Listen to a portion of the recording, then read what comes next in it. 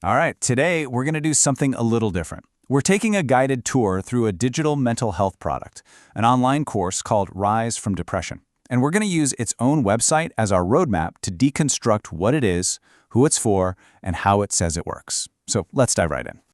The course really kicks things off by tapping into a feeling I think a lot of us can relate to. This quote right here, it just nails that awful sense of being stuck. You're completely aware that your own thoughts are the problem, but you feel totally powerless to do anything about it. It's a really powerful way to ground this whole thing in a very real, very human experience. Okay, so if that's the problem they're identifying, what's the solution they're offering?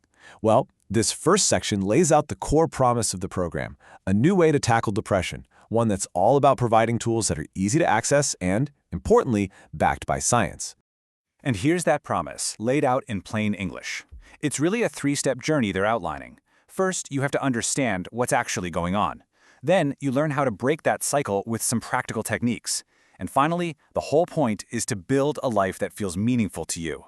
This simple framework really sets the stage for everything that follows. Now this is where it gets really interesting, because what you're seeing here is a direct response to the biggest barriers people face when trying to get mental health care. You have the time and scheduling problem, right? Solved with go at your own pace. The trust issue? Built by a licensed therapist. The question of, does this stuff even work? Uses evidence-based techniques. And of course, the huge one, the cost, which they address by saying it's less than a single therapy session. Okay, so they keep talking about these evidence-based techniques. But what does that actually mean? What's in the toolkit? This next section is where we get to look under the hood at the specific therapeutic methods the course is built on. First up, we've got cognitive behavioral therapy, or CBT. This is one of the heavy hitters in the therapy world. It's been researched like crazy. And notice that keyword the source uses, practical. The idea here isn't to just float around in theory. It's about giving you a concrete, hands-on method to spot those negative thoughts as they happen and then actively challenge them. Next in the toolkit is behavioral activation, and I find this one fascinating because it flips common sense right on its head. See, depression tells you to wait until you feel motivated to do something. Behavioral activation says, nope, you've got it backwards. You have to act first, even when you don't feel like it, to actually create that motivation. It's all about changing what you do to change how you feel. And the third major tool in the box is mindfulness. The course material frames this perfectly. It says depression just loves to live in the past, making you ruminate, and in the future, making you anxious. So mindfulness is presented as the anchor, the tool that pulls you back to the present moment, which is the only place you can really find some peace and freedom from all that noise. All right, so we've covered the big ideas and the therapeutic tools they're using. But what does the course actually look like? What do you get? Let's pull back the curtain and take a look at the structure of the program itself. So, the whole thing is built around 13 core video lessons. This tells us it's not just a random collection of tips, it's designed to be a guided, sequential path, taking you from one concept to the next in a logical order. And, to make sure you're not just passively watching these videos, they're paired with 8 structured worksheets. This is clearly where the work part of the program comes in. It's their way of making you take these concepts and apply them directly to your own life and your own experiences. And this table gives us a great snapshot of that journey. You can really see the flow here.